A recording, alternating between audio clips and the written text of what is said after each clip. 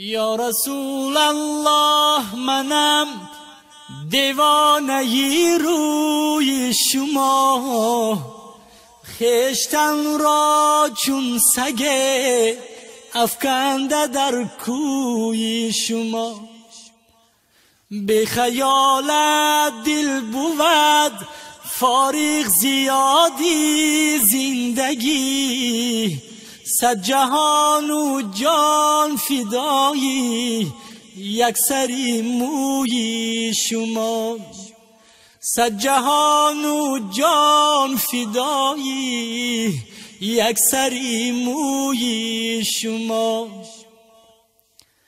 مستی افتاد مرا در جان و دل چون کی صبا، نکهت آرد بناگه از سری کوی شما.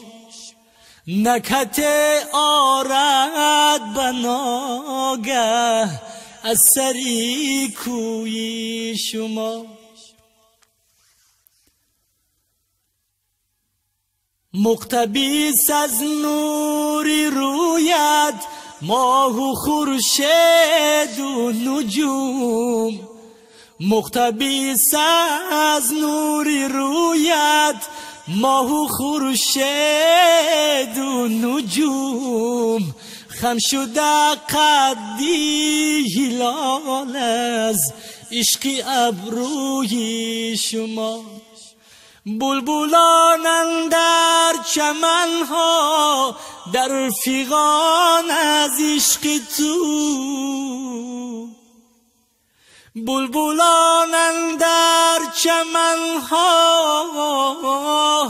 در فغان از عشق تو، بوی خوش پیدا به گلها بوده از بوی شما. بوی خوش پیدا به گلها بوده از بوی شما.